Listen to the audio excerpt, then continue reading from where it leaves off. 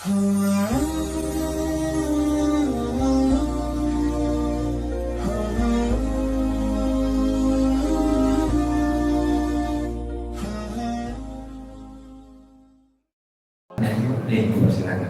Bismillahirrahmanirrahim. Assalamualaikum warahmatullahi wabarakatuh. Waalaikumsalam warahmatullahi wabarakatuh. Terima kasih Ustaz. Ada beberapa pertanyaan, mudah-mudahan ini menjadi ilmu bagi kami dan kita semua. Yang pertama, saya selagi belajar jadi imam dan jadi khotib Ustaz. Khotib itu kan di khutbah kedua biasanya kan berdoa untuk menutup itu ya. Akhir khutbah. Akhir khutbah. Idealnya itu khotib ini ketika berdoa itu mengangkat tangan dua tangan atau jari. Idealnya apa? Pertama itu. Kemudian jamaah itu mengangkat tangan atau diam saja, atau tangannya tidak usah diangkat gitu. Jamaahnya. Jadi khotib mengangkat tangan atau model berdoa ini. Itu yang pertama. Kemudian untuk imam, nah imam ini kan ketika salat itu kan assalamualaikum warahmatullahi wabarakatuh dikeraskan, dijalar atau keras atau tidak? Assalamualaikum warahmatullahi, ada yang wabarakatuh, ada yang dijalarkan, ada yang tidak. Itu yang kedua. Wabarakatuhnya maksudnya. Nah, ada wabarakatuhnya. Itu yang kedua. Nah, kemudian ketika imam itu batal ya karena ada yang membatalkan. Ini isyaratnya gimana Ustaz? Tapi mudah-mudahan jangan sampai terjadi gitu. Ini tapi untuk alat belajar buat kita saja. Kalaupun sampai imam batal, ini isyaratnya gimana untuk imam memberitahunya bahwa dia batal. Nah, apakah imam langsung mundur kemudian ngambil wudu kemudian balik lagi menjadi makmum atau gimana teknisnya? Nah, itu aja Ustaz. Terima kasih. Assalamualaikum warahmatullahi wabarakatuh. Assalamualaikum. Yang pertama, doa ya pada saat khutbah, di akhir khutbah. Keadaan berdoa tangan kita seperti apa? Ya, mengangkat jari telunjuk atau seperti berdoa pada umumnya. Pertama gini, menengadahkan kedua tangan saat berdoa ini termasuk salah satu adab berdoa. Ya. Dan hadis-hadis tentang mengangkat kedua tangan menghadap ke arah langit saat berdoa cukup banyak, lebih dari 20 hadis.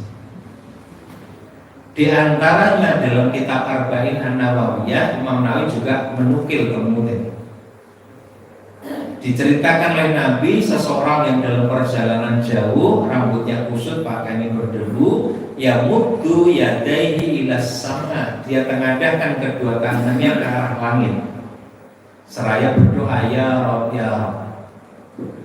Ini jelas menunjukkan menengadahkan kedua tangan ke arah langit saat berdoa termasuk adab berdoa yang dianjurkan. Wonten sing ngomong niku hadisnya dhaif yo sing dhaif nek sing sahih yo wonten. Ya. Jangan ada yang sahih ada yang dhaif, yang dihukum sing dhaif bukan. Kalau ada dhaif dan sahih isine padha, justru yang dhaif itu terangkat derajatnya menjadi sahih liwalihi. Ya. Jadi hadis tentang mengangkat kedua tangan ketika berdoa yang dhaif wonten. Tetapi juga banyak yang berderajat sahih dan hasan, sehingga secara keilmuan hadis justru yang baru itu terangkat derajatnya, orang malah ditarik medung. Nah, ini keliru ya. Jadi harus kita pahami angkat kedua tangan saat berdoa termasuk adab berdoa yang didasarkan hadis-hadis yang sahih. Nah, tetapi apakah adabnya sama berdoa di dalam khutbah sebagai khotib? Dalam hal ini ada hadis khusus, ya. Misalnya nanti dicek dalam kitab Zadul Ma'ad oleh Ibnu Qayyim Al-Jauziyah. Satu, yang kedua di kitab Fikih Sunnah oleh Said Sabiq. berkaitan dengan bab tentang sholat Jumat dan tentang khutbah.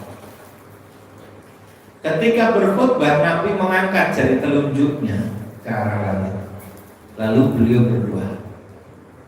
Ya, jadi nalikon dongo kata khotib itu sunnahnya justru tangan itu jari telunjuk diangkat ke arah langit.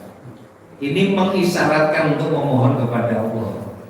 Posisinya sebagai khotib. Neng buatan jamaah malu-malunya itu mesti ngandake ini khotib kalau ya.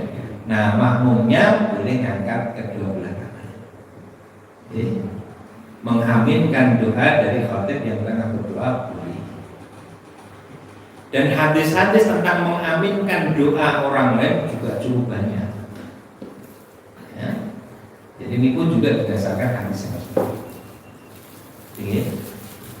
ada interaksi yang terjadi antara khotib dengan jamaah, baik dalam komunikasi biasa maupun tatkala berdoa. Artinya kalau khotib berdoa ya makmum atau jamaah itu mengaminkannya. Begitupun kalau khotib bertanya ya dijawab. Dan pernah kejadian di masa Nabi, beliau sedang berkhutbah, ada orang datang langsung duduk. Nabi tanya, kamu sudah sholat belum? Dijawab belum ya Rasulullah. Berarti ada pembicaraan. Asal pembicaraan terjadi antara khotib dengan jamaah itu boleh. Tapi kalau pembicaraan itu sesama jamaah padahal khotib sedang berkhutbah, maka dia kehilangan nilai Jumatnya. Fala Jumat dan nilai Jumat. Tapi kalau komunikasi antara khotib dengan jamaah diperkenankan. Ya, gitu. Baik, itu tentang doa. Kemudian yang kedua, mesti lali. Imam batal. Imam batal ini terakhir ya. Oke. Tambahan wa barakatuh ini sudah ada penjelasan, sudah ditulis jadi buku tersendiri oleh Profesor Samsul Anwar. Apa jenengan? Prof Samsul Anwar. Majelis Tarsih PP Muhammadiyah. Ada bukunya, tipis itu. Ditulis hadis-hadisnya tentang tambahan wa barakatuh. Hadisnya sahih.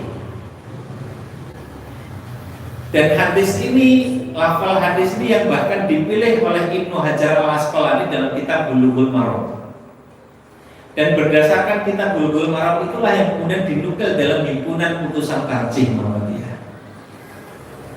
Maka salamnya lengkap. Assalamualaikum warahmatullahi wabarakatuh. Ke kanan, ke kiri juga Assalamualaikum warahmatullahi wabarakatuh. Sedangkan hadis tentang Assalamualaikum warahmatullahi wabarakatuh ke kanan, ke kiri Assalamualaikum warahmatullahi sahih juga. Assalamualaikum warahmatullahi ke kanan, Assalamualaikum warahmatullahi ke kiri juga sahih. Assalamualaikum warahmatullahi ke kanan, Assalamualaikum ke kiri sahih. Seluruh hadis dengan beberapa cara salam ini dinukil semuanya oleh Pak Agung Danarto, Dr. Agung Danarto. Sudah jadi buku juga ya tentang salam. Semuanya sahih, silahkan dipilih. Oke. Nah, Prof. Samsul Anwar hanya menjelaskan bahwa kenapa Muhammadiyah dalam HPT memilih yang lengkap itu berdasarkan apa yang dinukil Ibnu Hajar Al-Asqalani dalam kitab Bulughul Maram, dan beliau kemudian teliti tambahan wa barakatuh itu berdasarkan hadis-hadis yang sahih. Betul ya? Memang sempat ada pendapat yang dikemukakan Imam Nawawi bahwa salam itu hanya sampai wa assalamualaikum warahmatullahi wabarakatuh. Adapun tambahannya itu hadisnya dhaif menurut beliau. Tetapi dalam kitab beliau di fase berikutnya beliau melakukan koreksi bahwa ditemukan riwayat lain yang derajatnya lebih tinggi sahih. Nah, kadang-kadang talibul ilmi, penuntut ilmu itu membaca satu kitab di mana Imam Nawawi berpendapat di situ tidak sahih atau bahkan disebutnya dhaif, lalu diambil sebagai kesimpulan. Padahal pada kitab yang lain ada koreksi terhadap pendapat tersebut oleh beliau sendiri. Nah ini yang kadang-kadang keilmuan seorang itu kan berkembang. Ada si Imam Syafi'i itu ada qaul qadim, qaul jadid, pendapat lama, pendapat baru. Nah kadang-kadang lebih maca sak kitab terus harus disimpulkan. Padahal ada kitab berikutnya yang ditulis oleh penulis yang sama yang dia punya pendapat yang berbeda setelah melakukan ya penelitian lebih lanjut. Sangat mungkin itu terjadi. Ada jadi tambahan wabarakatuh itu sahih. Ya silakan lengkap.